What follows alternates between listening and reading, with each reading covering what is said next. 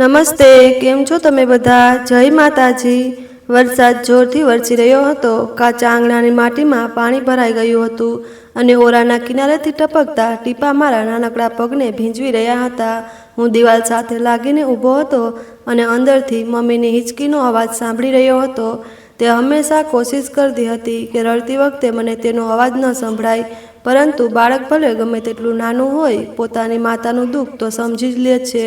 તે દિવસે પહેલીવાર મને ખૂબ જોરથી અહેસાસ થયો કે હું એકલો છું, મારો બાપ નથી। મમ્મીએ મને ખોળામાં ઉઠાવ્યો, મારા વાળને સહેલાવ્યા અને કહ્યું, કાર્તિક, મારા દીકરા, ભગવાને આપણને એકલા નથી છોડ્યા, તે આપણી સાથે જ છે। તે મારી આંખોમાં છુપાયેલા દુઃખને સમજવાની કોશિશ કરી રહ્યા હતા, પરંતુ તેમના શબ્દો મારા હૃદયમાં ઊંડે સુધી ઉતરી ગયા।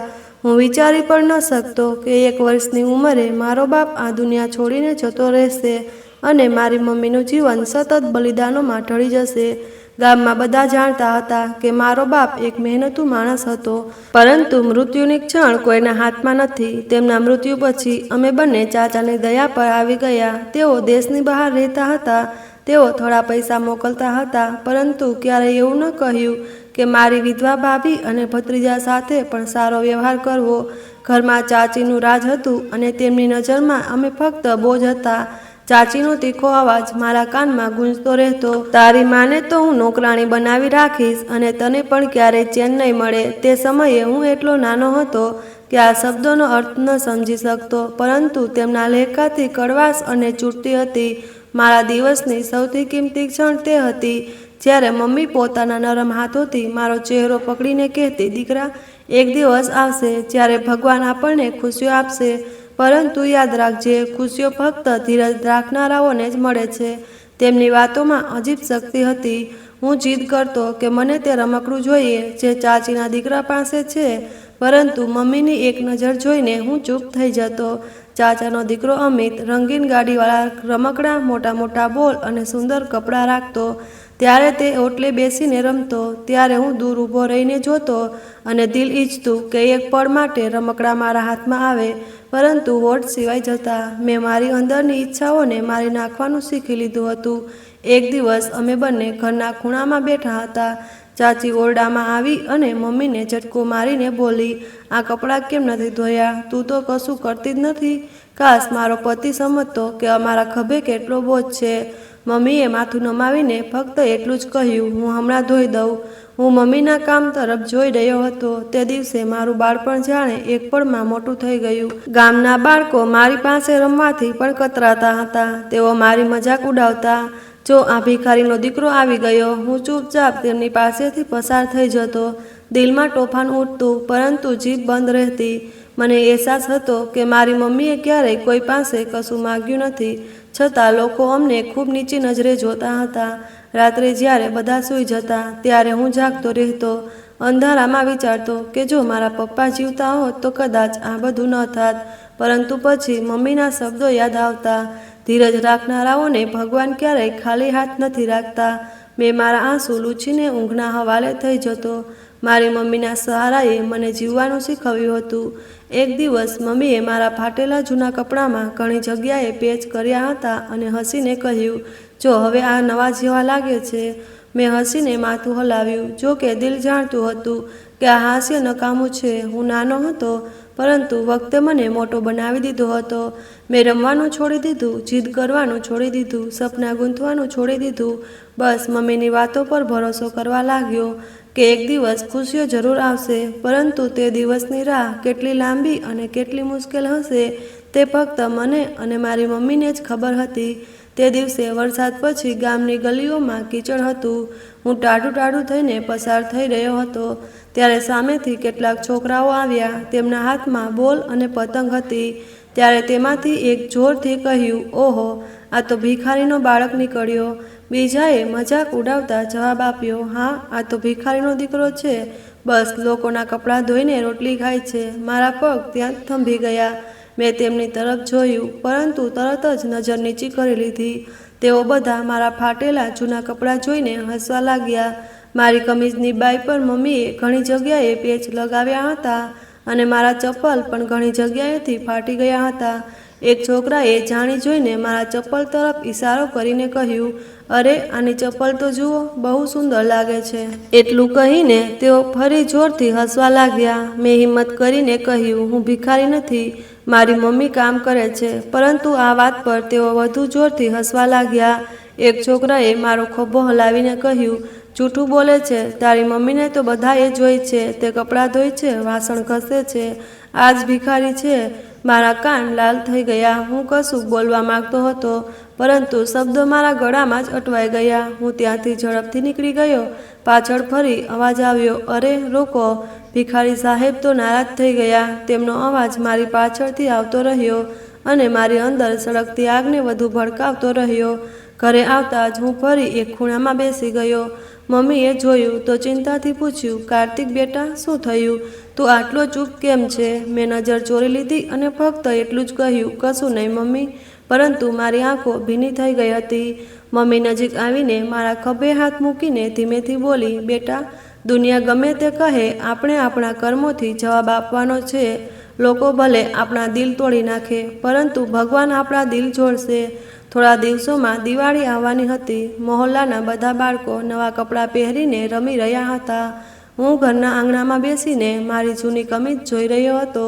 મમ્મીએ જૂના કપડાં ધોઈને સાફ કર્યા અને કહ્યું, કાર્તિક, આ પહેરી લે. જો બેટા, આ પણ સારા લાગે છે. મેં તે કમીઝ પહેરી, પરંતુ દિલમાં કાંટા ચૂભી રહ્યા હતા. બહાર નીકળ્યો તો બાળકો બધા નવા કપડામાં ચમકી રહ્યા હતા. એકે મારી તરફ જોઈને કહ્યું, આ શું, તું તો જૂની કમીઝમાં જ આવી ગયો? બીજાએ બોલ્યું, હા, આની પાસે નવા કપડાના પૈસા ક્યાંથી આવશે?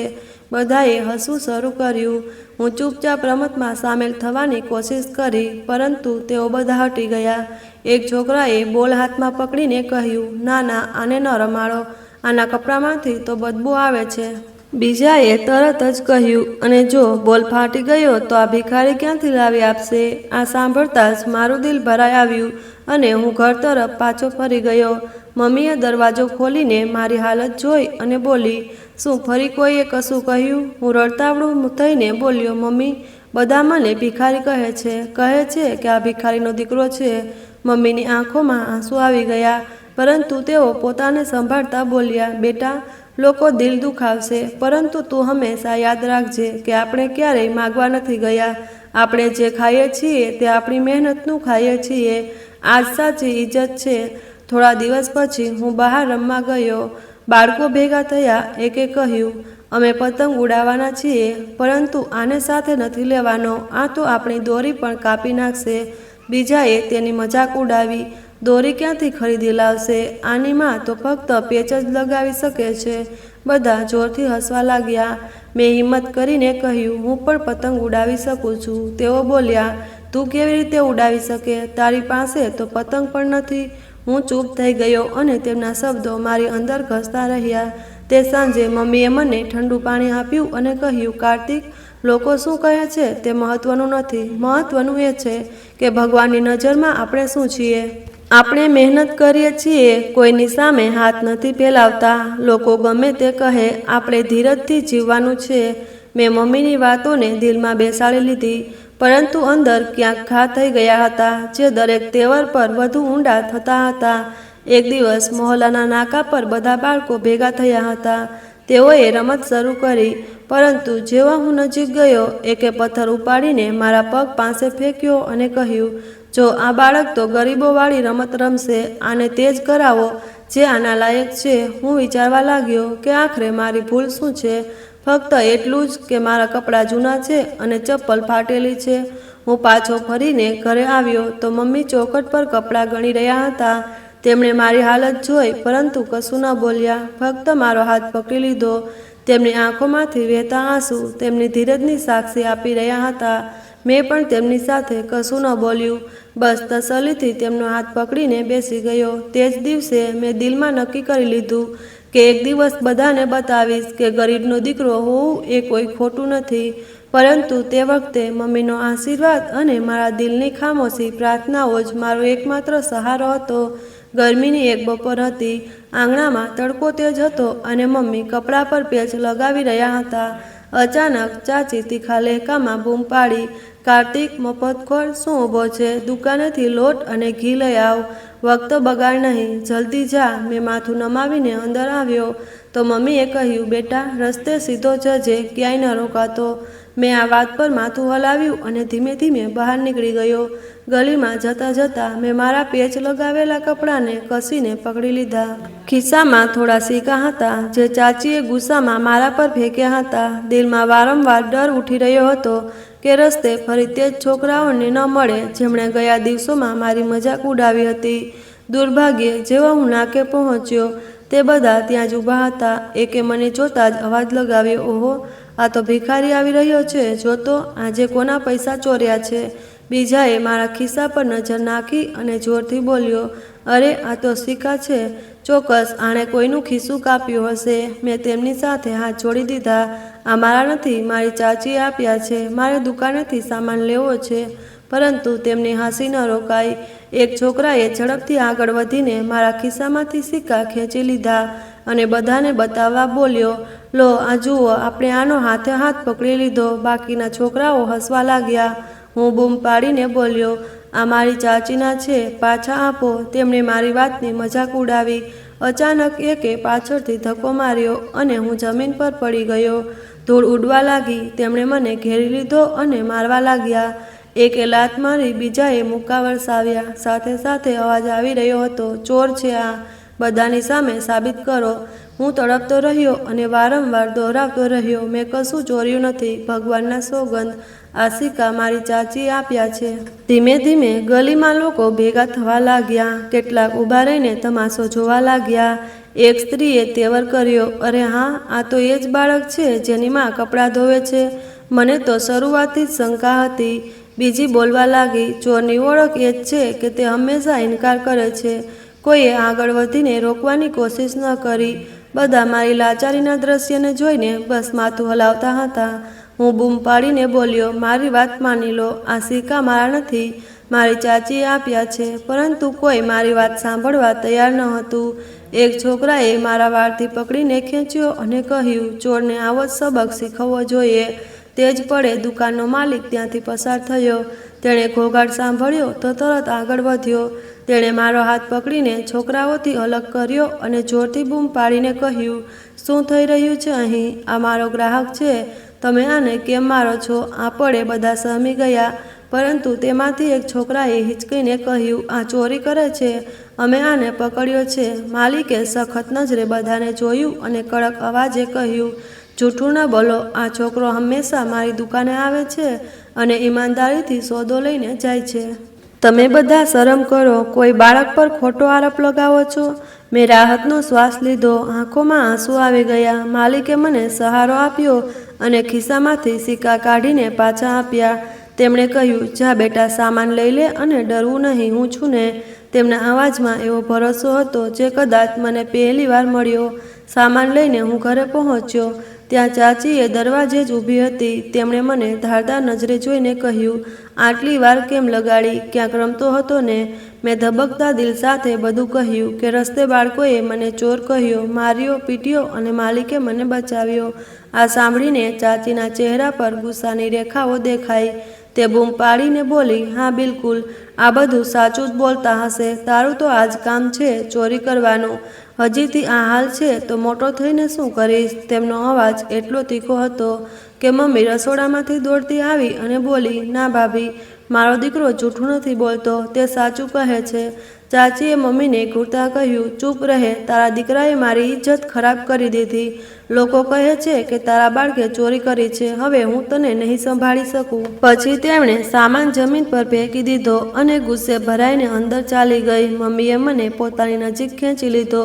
તેમની આંખોમાંથી આંસુ વહેવા લાગ્યા. તે કાંપતા અવાજે બોલી, બેટા, હું જાણું છું કે તું ચોર નથી, ભગવાન સાક્ષી છે, પરંતુ લોકો આપણી વાત નહીં માને. આપણે બસ ધીરજ રાખવી પડશે.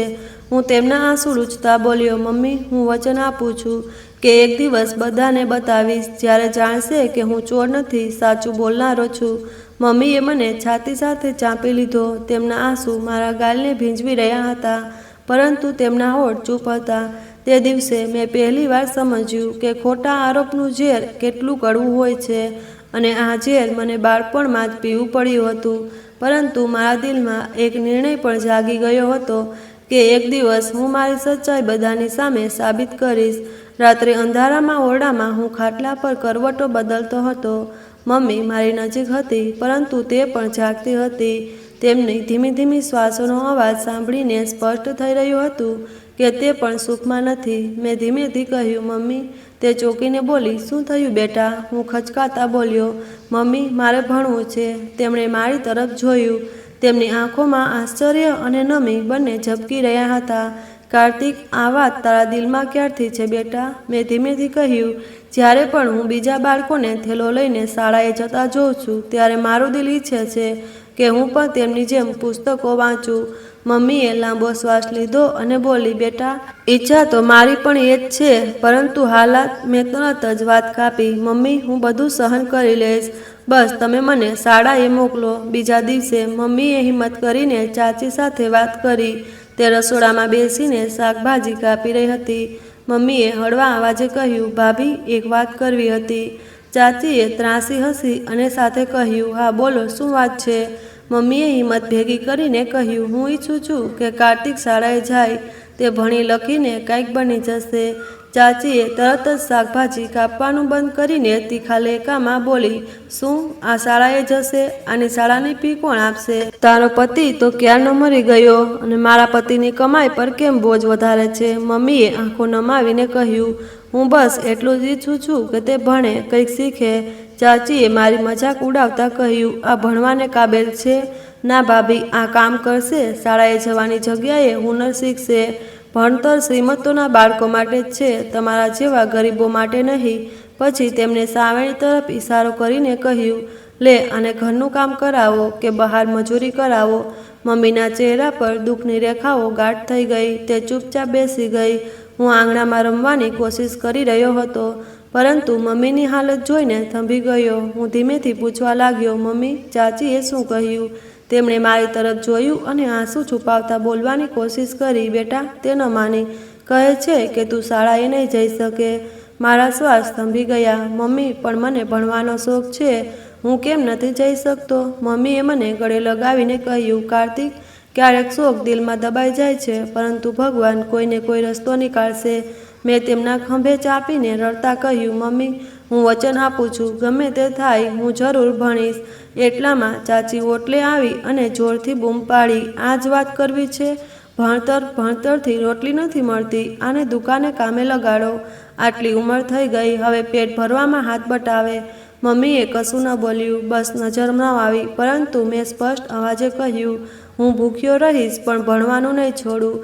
મારી આ વાત સાંભળી ચાચી ખડખડાટ હસીને બોલી, વાહ ભાઈ, ભિખારીનો દીકરો સપના જોવે છે. જોવું આ સપનું ક્યારે પૂરું થાય છે. તે અંદર ચાલી ગઈ અને મમ્મીએ મારો હાથ પકડીને કહ્યું, બેટા, તેમની વાતોને દિલ પર ન લગાડ. ભગવાનને પ્રાર્થના કર, તે જ કંઈક કરશે.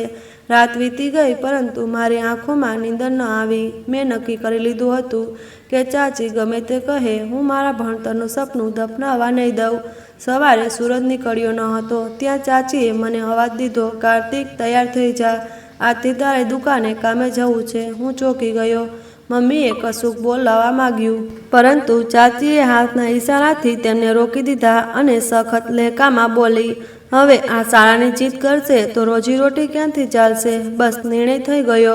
હું ચૂપચાપ ઊભો રહ્યો. મમ્મીએ મારી તરફ જોયું. તેમની આંખોમાં લાચારી હતી. હું જાણતો હતો કે તે ઈચ્છવા છતાં કશું ન કરી શકે. અને હું ચાચી સાથે ગલીમાંથી નીકળી ગયો.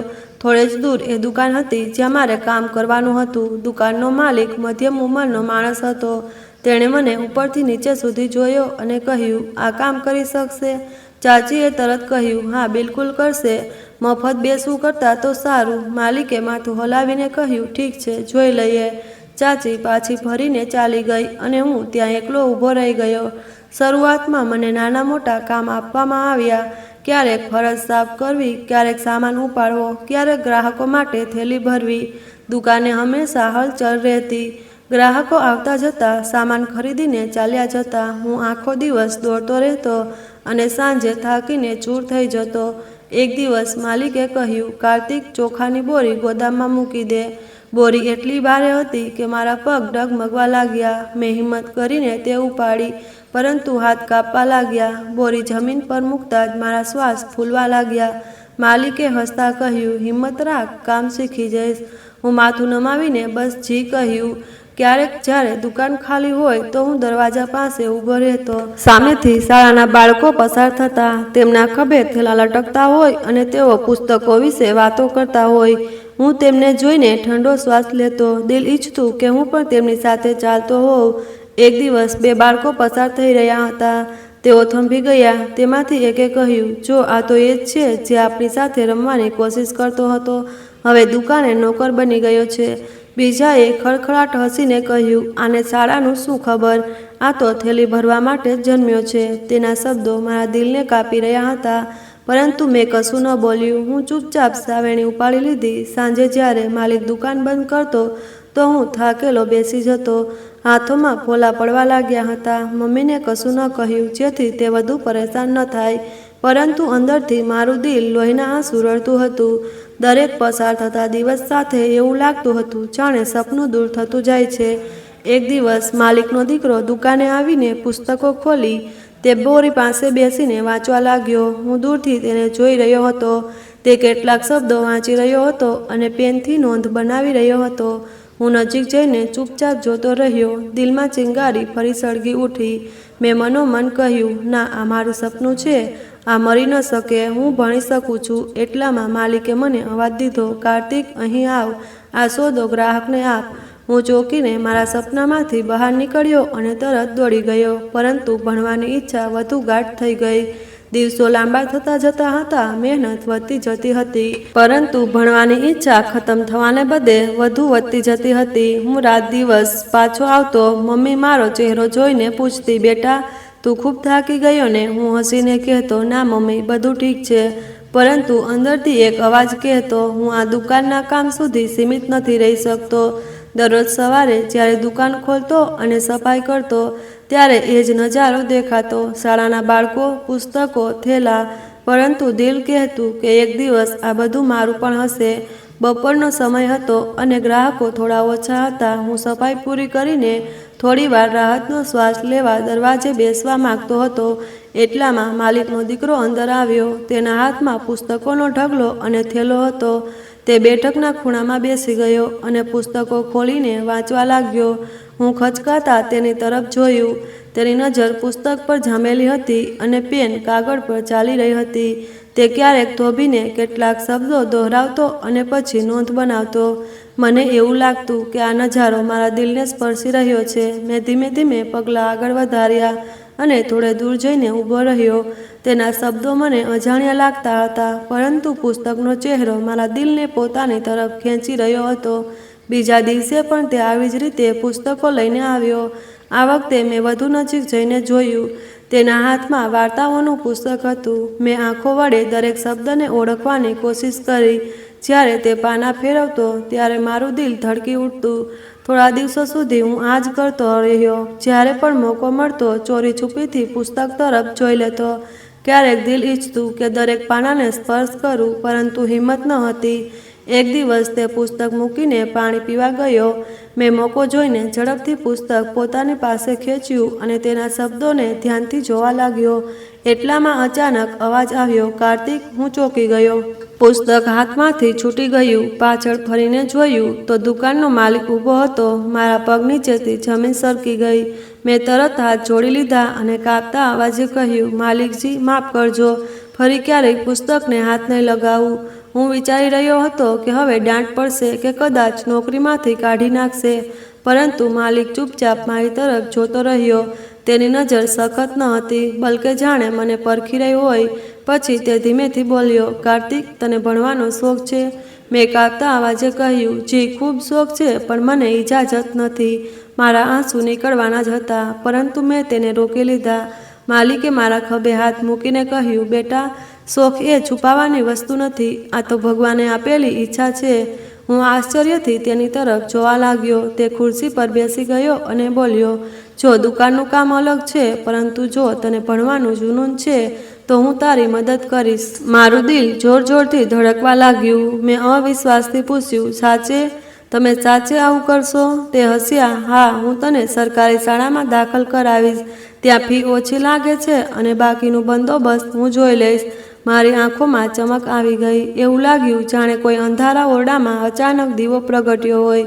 હું બૂમ પાડીને બોલ્યો, માલિકજી, તમે તો મારું સપનું પૂરું કરી દીધું. હું તમારો ઉપકાર ક્યારે નહીં ભૂલું. તેમણે હસીને કહ્યું, આ ઉપકાર નથી, આ તો તારો અધિકાર છે. પરંતુ યાદ રાખજે, દુકાનનું કામ પણ સાથે સાથે કરવું પડશે. મહેનત બંને બાજુથી કરવી પડશે.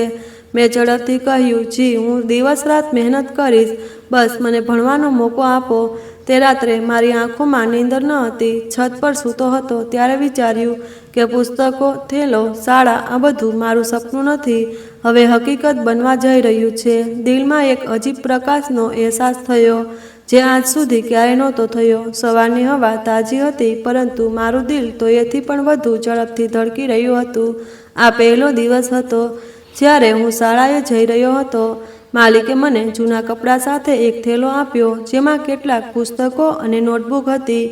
મેં થેલો ખભે ચડાવ્યો અને ધીમે ધીમે પગલાં ભરતા ગલીમાંથી નીકળી ગયો. મહોલ્લાના લોકોએ મને ન જોયો, નહીં તો સવાલ શરૂ થઈ જાત. શાળાની ઇમારત સામે પહોંચ્યો તો થોડી પળો માટે પગ થંભી ગયા. બીજા બાળકો ઉઠક બેઠક કરતા એકબીજા સાથે ખૂબ રમી રહ્યા હતા. હું અંદર પગ મૂક્યો તો એક નવી દુનિયા સામે હતી. ધીમે ધીમે ચાલતા મેં વર્ગખંડ જોયો. લાકડાની બેન્ચ, ચોકથી ભરેલું બોર્ડ અને પુસ્તકોની સુગંધ. મારા માટે આ બધું કોઈ સપનાથી ઓછું ન હતું. દિવસે હું શાળાએ જતો અને સાંજે દુકાને આવીને હંમેશની જેમ બધું કામ કરતો. ગ્રાહકોને સામાન આપતો, સફાઈ કરતો. આ જીવન નિશ્ચિત રૂપે મુશ્કેલ હતું પરંતુ મારા દિલમાં દ્રઢ નિશ્ચય વધતો જ રહ્યો. મારી ચાચીએ આ બધાની કોઈ ખબર નહોતી. તે તો એમ જ સમજતી હતી કે હું આખો દિવસ દુકાને જ રહું છું. મહોલ્લાના લોકોને પણ કશું ખબર નહોતી. હું પણ ખૂબ સાવચેતી રાખતો જેથી કોઈને શંકા ન થાય. થેલો હંમેશા દુકાનની અંદર રાખી દેતો અને ઘરે ખાલી હાથ જ પાછો ફરતો. શાળામાં ભણવું મારા માટે સરળ ન હતું. બીજા બાળકો પહેલેથી જ ઘણું જાણતા હતા. મારે બધું શરૂઆતથી જ શરૂ કરવું પડ્યું. ક્યારેક શબ્દો એવા ગૂંચવાતા પરંતુ શિક્ષકની ધીરજ અને મારી લગનથી ધીમે ધીમે હું બધું સારી રીતે શીખવા લાગ્યો. જ્યારે કોઈ શબ્દ સમજાતો તો દિલમાં એક અજીબ ખુશી ભરાઈ જતી. એક દિવસ શાળામાંથી પાછો આવતો હતો ત્યારે સામે તે જ છોકરાઓ ઊભા હતા જેઓ મને પહેલાં હેરાન કરતા હતા. તેમણે મારો થેલો જોઈ લીધો. એકે ટોણો મારતા હસીને કહ્યું, વાહ, ભિખારણનો દીકરો પણ થેલો લઈને ફરે છે, ભણીને શું કરશે? બીજાએ બોલ્યું, આ તો બસ દેખાડો છે, અસલમાં તો આ દુકાને નોકર છે. મેં કોઈ જવાબ ન આપ્યો, બસ થેલો મજબૂતીથી પકડીને ઝડપથી આગળ વધી ગયો. દિલમાં વિચાર્યું કે એક દિવસ આ થેલો જ મારો સહારો બનશે. ઘરે મમ્મીને હજુ સુધી કશું ખબર નહોતી. મેં બધું ગુપ્ત રાખ્યું હતું પરંતુ એક સાંજે જ્યારે હું દુકાનના ખૂણામાં પુસ્તકો ખોલીને વાંચી રહ્યો હતો ત્યારે માલિકે હસીને કહ્યું, કાર્તિક, તારો ભણવાનો જુનૂન જોઈને મને ખુશી થાય છે પરંતુ તારે ઘરે પણ થોડો સમય કાઢવો જોઈએ. તારી માને બતાવી દે. મેં ગભરાઈને કહ્યું, ના માલિક, જો ચાચીને ખબર પડી જશે તો બધું બગડી જશે. તે હસી પડ્યા. ચાલો ઠીક છે, પણ ઓછામાં ઓછું તારી માને તો ખુશી આપ. તે જ રાત્રે મેં હિંમત કરી અને મમ્મીને બધું કહ્યું. મેં થેલો તેમની સામે મૂકીને કહ્યું, મમ્મી, આ જુઓ, હું હવે શાળાએ જાઉં છું. માલિકે મારું એડમિશન કરાવી દીધું છે. મમ્મીના હાથ કાપવા લાગ્યા. તેમની આંખોમાં આંસુ ભરાઈ આવ્યા અને તે વારંવાર દોહરાવા લાગ્યા, મારો દીકરો શાળાએ જાય છે સાચે? મેં માથું હલાવીને કહ્યું, હા મમ્મી, દિવસે શાળા અને સાંજે દુકાન. તે રડવા લાગ્યા અને મને છાતી સાથે લગાડીને બોલ્યા, ભગવાન તારું ભાગ્ય ઉજ્જવળ કરે. મેં ક્યારેય નહોતું વિચાર્યું કે હું આ દિવસ પણ જોઈશ. તેમની ખુશી મારા માટે સૌથી મોટી તાકાત હતી. મેં તેમની સાથે વચન આપ્યું, મમ્મી, ગમે તેટલી મુશ્કેલી આવે હું ભણતર ક્યારેય નહીં છોડું. દિવસો વીતતા ગયા. સવારે વહેલું શાળા અને પછી બપોરે દુકાન. રાત્રે જ્યારે બધા સૂઈ જતા તો હું દીવાની નીચે ભણવા બેસતો. ક્યારેક નીંદર આંખોને દબાવતી પરંતુ હું હિંમત કરીને પુસ્તક ખુલ્લું રાખતો. એક દિવસ શિક્ષકે મને વર્ગની સામે ઊભો કરીને કહ્યું, કાર્તિક, આ કવિતા વાંચી સંભળાવ. મારું દિલ જોર જોરથી ધડકવા લાગ્યું. મેં ખચકાતા વાંચવાનું શરૂ કર્યું. શબ્દો મુશ્કેલ હતા પરંતુ મેં આખી કવિતા વાંચી. વર્ગમાં બાળકોએ તાળીઓ પાડી. મારો ચહેરો ખુશીથી ખીલી ઉઠ્યો. આ પહેલો મોકો હતો જ્યારે કોઈએ મારી વાહવાઈ કરી હતી. દુકાને કામનો બોજ ઓછો નહોતો. ક્યારેક બોરી ઉપાડતા હાથ ઘાયલ થઈ જતા, ગ્રાહકો ઠપકો પણ આપતા, પરંતુ હું અંદરથી કહેતો, આ બધું સહન કરવું પડશે.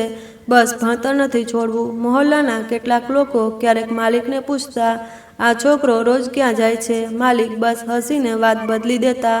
હું પૂરી કોશિશ કરતો કે આ વાત ચાચી સુધી ન પહોંચે. તેમનો ગુસ્સો બધા પર ભારે હતો. મમ્મી મને પુસ્તકોમાં ડૂબેલો જોતી તો ચૂપચાપ આશીર્વાદ આપતી. તેમની આંખોમાં સુખ હતું, જાણે તેમને ખબર પડી ગઈ હતી કે હવે મારો રસ્તો બદલવાનો છે. હું જાણતો હતો કે આ સરળ નથી, પરંતુ સપનાની પહેલી કિરણ મારી પાસે હતી.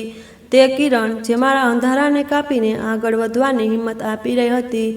દિવસ રાતની મહેનત રંગ લાવવા લાગી. શરૂઆતમાં મને મુશ્કેલી આવી, પરંતુ ધીમે ધીમે સવાલ, શબ્દો, વાક્યો બધું સમજાવવા લાગ્યું. શિક્ષકો ઘણીવાર કહેતા, કાર્તિક, તારી લગન બીજાઓથી વધુ છે. આ વાત મારા માટે ઇનામથી ઓછી ન હતી. કેટલાક મહિનાઓ પછી શાળામાં પરીક્ષાનું પરિણામ આવ્યું તો મારું નામ પણ હતું. મેં વર્ગમાં સારી સ્થિતિ મેળવી હતી. શિક્ષકે મારું નામ બધાની સામે લીધું અને કહ્યું, આ એ બાળક છે જેણે મહેનતથી પોતાનું સ્થાન બનાવ્યું. બાળકોએ તાળીઓ પાડી. દિલ ઈચ્છતું હતું કે આ ખબર મમ્મીને સંભળાવું. ઘરે પહોંચીને હું ઝડપથી બોલ્યો, મમ્મી, હું પાસ થઈ ગયો અને સૌથી આગળ રહ્યો. મમ્મીએ ભગવાનનો આભાર માન્યો અને આંખોમાં આંસુ સાથે કહ્યું, બેટા, આજ તો મારો ગર્વ છે. ભગવાન તારું ભવિષ્ય ઉજ્જવળ કરે. બીજી તરફ ચાચીનો દીકરો એક મોટી શાળામાં ભણતો હતો. તેની પાસે યુનિફોર્મથી લઈને બધી શ્રેષ્ઠ સુવિધા હતી. જ્યારે તે સવારે કારમાં બેસીને શાળાએ જતો તો આખો મહોલ્લો જોતો. લોકો કહેતા, કેવું નસીબ છે, આ બાળક અફસર બનશે. હું એક બાજુ ઊભો સાંભળતો રહેતો. એક દિવસ ચાચીએ બધાની સામે ગર્વથી કહ્યું, મારો દીકરો શહેરની યુનિવર્સિટીમાં ભણે છે, બહુ મોટો અફસર બનશે. પછી મારી તરફ જોઈને ટોણો મારતા બોલી, આ તો બેસીને દુકાને સામાન તોલશે, ભણવાથી શું થશે? આનું નસીબ.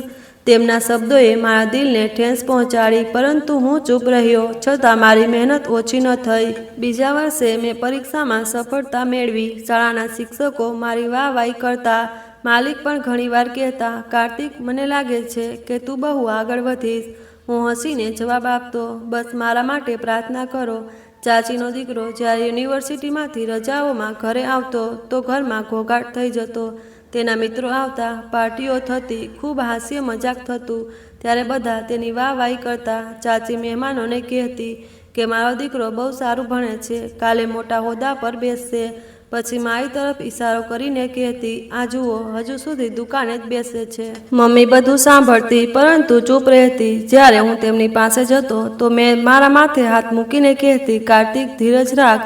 મહેનત કરનારનો ભગવાન ક્યારેય સાથ નથી છોડતો. શાળામાં મારી સફળતા વધતી ગઈ.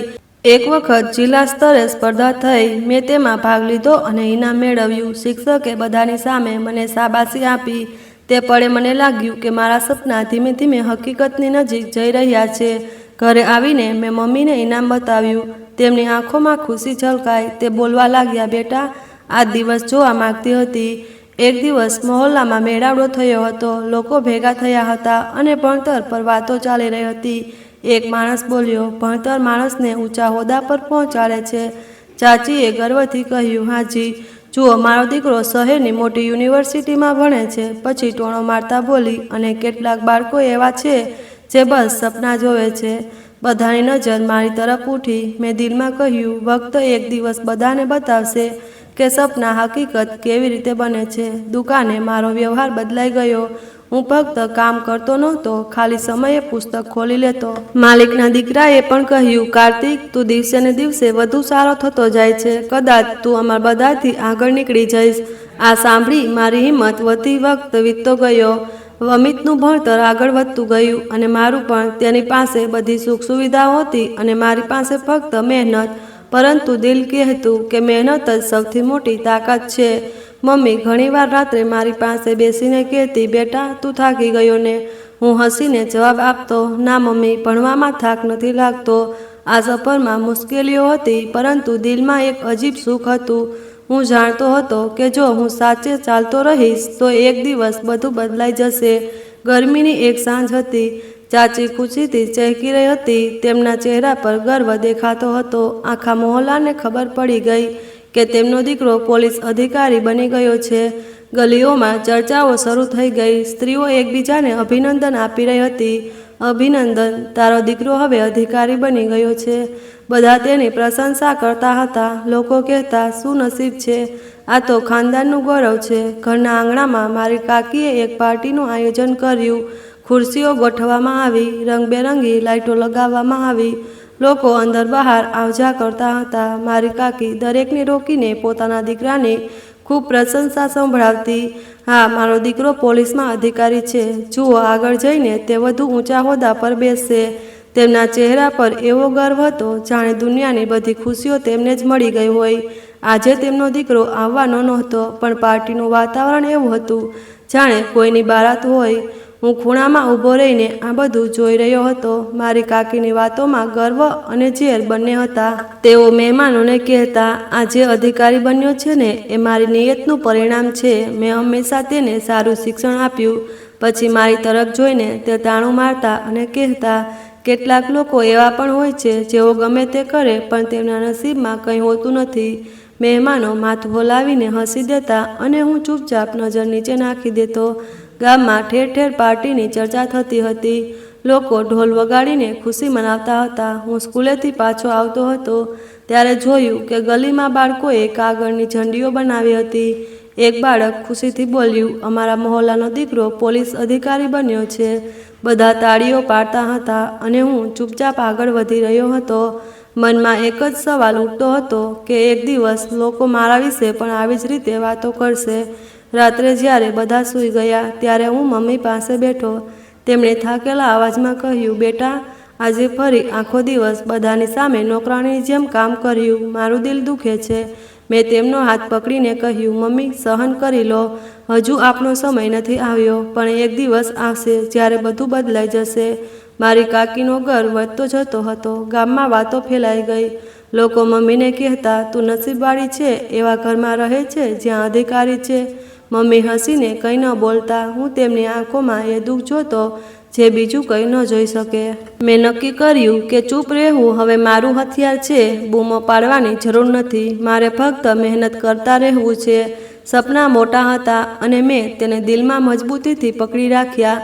સવારે તે જ આંગણામાં હલચલ હતી. મારી કાકીએ ઘરના લોકોને ભેગા કરીને ઘોષણા કરી કે મારા દીકરાની સફળતા માટે એક બીજી મોટી દાવત થશે અને આ વખતે તો આખું ખાનદાન બોલાવવામાં આવશે. બધાને ખબર પડવી જોઈએ કે મારો દીકરો પોલીસ અધિકારી બની ગયો છે. તેમના અવાજમાં ગર્વની સાથે આદેશ પણ છુપાયેલો હતો. કાકીએ એક યાદી કાઢી અને મારું નામ લઈને કહ્યું, કાર્તિક, આ બધા આમંત્રણ પત્રો છે, આ લઈને જા અને દરેકના ઘરે આપી આવ અને બધાને કહે કે અમારી દાવતમાં જરૂર આવવું. મેં બધું લઈને ગલી તરફ નીકળી ગયો. રસ્તે લોકો હજુ પણ મારી કાકીના દીકરાની સફળતાની વાતો કરતા હતા. હું દરવાજે ટકોર કરતો અને આમંત્રણ પત્ર આપતો તો બધા ખુશ થઈ જતા. એક વૃદ્ધ આમંત્રણ પત્ર વાંચતા કહ્યું, વાહ, કમાલ થઈ ગયું, અધિકારી બની ગયો, અમે જરૂર આવીશું. પણ જેવી તેમની નજર મારા પર પડતી તેમનું વર્તન બદલાઈ જતું. કોઈ ચૂપચાપ અંદર જતું તો કોઈ વાત પૂરી કરી દેતું. મને એવું લાગતું જાણે હું ફક્ત એક નકામો માણસ છું જેની કોઈ ઓકાત નથી. આમંત્રણ પત્રો વેચતા હું વારંવાર વિચારતો હતો કે આ બધું ખૂબ શાંતિ થઈ રહ્યું છે, પણ તેમાં મારો અને મમ્મીનો ઉલ્લેખ ક્યાંય નથી. દરેકને આ ખુશીમાં સામેલ કરવામાં આવતા હતા, પણ અમારા માટે ફક્ત મહેનત અને સેવા હતી. સાંજે જ્યારે હું પાછો આવ્યો ત્યારે જોયું કે આંગણામાં ખુરશીઓ ગોઠવાઈ હતી. મોટા મોટા ખાવાના વાસણો રાખવામાં આવ્યા હતા. હલવાઈઓ બોલાવવામાં આવ્યા હતા. ચારે બાજુ ધમાચકડી હતી. મારી કાકી વારંવાર આવીને સૂચનાઓ આપતી, આ ખુરશીઓ સીધી કરો, વાસણો સાફ કરો. બધું એવું હોવું જોઈએ કે લોકો જોતા જ રહી જાય અને વખાણ કરે. મારી મમ્મી હંમેશની જેમ સાફ સફાઈ અને નાના મોટા કામોમાં લાગેલી હતી. મેં ધીમેથી તેમની પાસે જઈને કહ્યું, મમ્મી, તમે આરામ કરો, હું શાકભાજી કાપી દઉં. તેમણે પ્રેમથી કહ્યું, ના બેટા, લોકો જોશે તો વધુ વાતો બનાવશે. તું ચૂપચાપ તારું કામ કર. હું ઘરની બહાર નીકળી ગયો. ઘરના આંગણાને ફૂલો અને ઝંડીઓથી સજાવવામાં આવ્યું હતું. ખુરશીઓ કતારમાં ગોઠવાઈ ગઈ હતી. મહેમાનો એક એક કરીને આવવા લાગ્યા. દરેકના ચહેરા પર ખુશી હતી. મારી કાકી વારંવાર પોતાના કપડાં સંભાળતી અને મહેમાનોને કહેતી, આજે મારા દીકરાનું સ્વાગત થઈ રહ્યું છે, તેની શાન માટે જ આ બધું આયોજન કરવામાં આવ્યું છે. મહોલ્લાના લોકો પણ ખુશી સાથે રાહ જોતા બેઠા હતા. ગામના વડીલો આગળની હરોળમાં બેઠા હતા. કેટલાક યુવાનો હાથમાં હાલ લઈને વારંવાર દરવાજા તરફ જોતા હતા. દરેકને એ પળની આતુરતાથી રાહ, જ્યારે તે પોલીસ અધિકારી આ ઘરમાં પ્રવેશશે. ઘોઘાટ વધતો જતો હતો. કેટલીક સ્ત્રીઓ પોતાની વચ્ચે વાતો કરતી હતી. ગાડીઓનો કાફલો આવશે, જેમાં મોટા મોટા અધિકારીઓ આવે છે. બીજીએ કહ્યું, હા બિલકુલ એવું જ થશે. આખરે મારી કાકીનો દીકરો છે. મારી કાકીનો નાનો દીકરો વારંવાર દરવાજા તરફ નજર નાખતો હતો. તેના ચહેરા પર ગર્વની હાસ્ય હતી. તે મહેમાનોને જોઈને કહેતો, બસ થોડી વાર પછી તમે બધા મારા ભાઈનું સ્વાગત જોશો. આ દરમિયાન દૂરથી ગાડીઓના હોર્નનો અવાજ સંભળાયો. બધા એકસાથે ઊભા થઈ ગયા. ઘોઘાટ શરૂ થયો. આવી ગયો, અધિકારી આવી ગયો. ધીમે ધીમે ગાડીઓ ઘરના દરવાજા આગળ આવીને ઊભી રહી. તેમની પાછળ એક બીજી ગાડી હતી, જેમાં વર્દીવાળા ગાર્ડ બેઠા હતા. ગાડીમાંથી ગાર્ડ બહાર નીકળ્યા અને એક કતારમાં ઊભા રહ્યા. વાતાવરણમાં ગંભીરતા અને ઉત્સાહ બંને વધી ગયા. દરેક વિચારતા હતા કે હવે મારી કાકીનો દીકરો જ ગાડીમાંથી બહાર નીકળશે. સ્ત્રીઓ આગળ વધવા લાગી, જેથી પહેલી ઝલક જોઈ શકે. બાળકો પણ ઘોઘાટ કરતા આગળ વધી ગયા. ગાડીનો દરવાજો ખુલ્યો. બધાએ શ્વાસ રોકી લીધા. પછીની ક્ષણે હું બહાર નીકળ્યો. મેં સફેદ શર્ટ પર કાળો કોટ પહેર્યો હતો અને ગળામાં સરકારી ઓળખપત્ર લટકતું હતું. મારા પગ જેવા જમીન પર પડ્યા. આખા આંગણામાં સન્નાટો છવાઈ ગયો. બધા મને જોવા લાગ્યા. કોઈને પોતાની આંખો પર વિશ્વાસ નહોતો થતો. કાનમાં વાતો શરૂ થઈ. આ તો કાર્તિક છે. આ કેવી રીતે શક્ય છે? આ તો એ જ છોકરો છે જેને આપણે હંમેશા દુકાન પર જોયો હતો. બીજી સ્ત્રીએ આશ્ચર્યથી કહ્યું, હે ભગવાન, આ તો આસિસ્ટન્ટ કમિશનર છે. મારી કાકીનો ચહેરો એકદમ ફીકો પડી ગયો. તેમની આંખોમાં આશ્ચર્ય અને શરમ સ્પષ્ટ દેખાતી હતી. તેઓ વારંવાર પોતાના દીકરાઓ તરફ જોતી હતી, જાણે સમજી ન શકતી હોય કે આ બધું કેવી રીતે થયું. તેમના મહેમાનો પણ હક્કાબક્કા ઊભા હતા. જેમના હોઠ પર અભિનંદનના શબ્દો હતા તે ચૂપ થઈ ગયા. હું આગળ વધીને ગામના વડીલોને નમસ્કાર કર્યા. બધાએ જવાબ આપ્યો, પણ તેમનો અવાજ દબાયેલો હતો. મેં કહ્યું, આજનો ખાસ મહેમાન હું છું. આ સાંભળતા જ આખા આંગણામાં સન્નાટો છવાઈ ગયો. મારી કાકી થોડી આગળ વધીને બોલી, આ કેવી રીતે શક્ય છે? તું તો સ્કૂલે પણ નહોતો ગયો. તેમના અવાજમાં કંપન હતું. મેં નરમ પણ મજબૂત લહેકામાં જવાબ આપ્યો, હા, હું સ્કૂલે ગયો હતો, પણ તમને ખબર ન પડી. પરચુરણની દુકાને કામ કરતાં કરતાં મેં અભ્યાસ પણ ચાલુ રાખ્યો. ભગવાને મને મહેનતનું ફળ આપ્યું અને આજે મને આ પદ મળ્યું. મહેમાનોમાં વાતો વધવા લાગી. એકે કહ્યું, વાહ, ખરેખર કમાલ થઈ ગયું. બીજો બોલ્યો, અમે તેને હંમેશા ઓછો આંક્યો અને આજે તે પણ આપણા બધાથી આગળ નીકળી ગયો. મમ્મી પાછળ ઊભા હતા. તેમની આંખોમાં આંસુ હતા, પણ ચહેરા પર સુકૂન હતું. તેઓ આકાશ તરફ જોતા હતા અને ભગવાનનો આભાર માનતા હતા. મેં તેમને મારી પાસે બોલાવ્યા અને મારા દુકાનના માલિકને પણ બોલાવીને તેમનો હાથ પકડીને કહ્યું, આ બધું આ લોકોના આશીર્વાદના કારણે જ થયું. મહેફિલનો રંગ બદલાઈ ગયો. જ્યાં ગર્વ અને દેખાડો હતો, ત્યાં હવે આશ્ચર્ય અને શાંતિ હતી. બધાના ચહેરા પર સવાલો હતા, પણ જવાબ એક જ હતો, મહેનત અને ધીરજ. આંગણામાં હજુ પણ શાંતિ હતી. બધાની નજરો મારા પર હતી. હું હળવા હાસ્ય સાથે મમ્મીનો હાથ પકડીને તેમને બધાની સામે લઈ આવ્યો અને ખુરશી પર બેસાડ્યા. એ પળ એવી હતી જાણે સમય થંભી ગયો હોય. પછી મેં મારા માલિકને પણ મારી બાજુમાં બેસાડીને કહ્યું, આજે હું જે કંઈ છું તેનું આખું શ્રેય મારા માલિક અને મમ્મીને જ જાય છે. મારી મમ્મી એ સ્ત્રી છે જેમણે દરેક દુઃખ સહન કર્યું પણ મને હિંમત આપી, અને માલિક એ વ્યક્તિ છે જેમણે મને માણસ ગણ્યો, એક નાનકડા બાળકના દિલમાં દબાયેલી ઈચ્છાઓને ઉડાન આપી. બધા એકબીજા તરફ જોવા લાગ્યા. કેટલાક લોકોના ચહેરા પર શરમ ઝળકતી હતી. એક વડીલ આગળ વધીને બોલ્યા, બેટા, અમે તને ક્યારેય ઇજ્જત નથી આપી. અમે બધાથી મોટી ભૂલ થઈ ગઈ, માફ કર. મેં તેમને કહ્યું, હું તો દિલથી બધાને માફ કરી ચૂક્યો છું. મારો હેતુ બદલો લેવાનો નથી, પણ બધાને એ જણાવવાનો છે કે ધીરજ અને મહેનતથી બધું શક્ય છે. એક એક કરીને બધા મારી પાસે આવ્યા. કોઈએ હાથ મિલાવ્યો તો કોઈએ માથું નમાવ્યું. સ્ત્રીઓ એક એક કરીને મમ્મી પાસે ગઈ અને બોલી, અમે તને હંમેશા નીચો બતાવ્યો.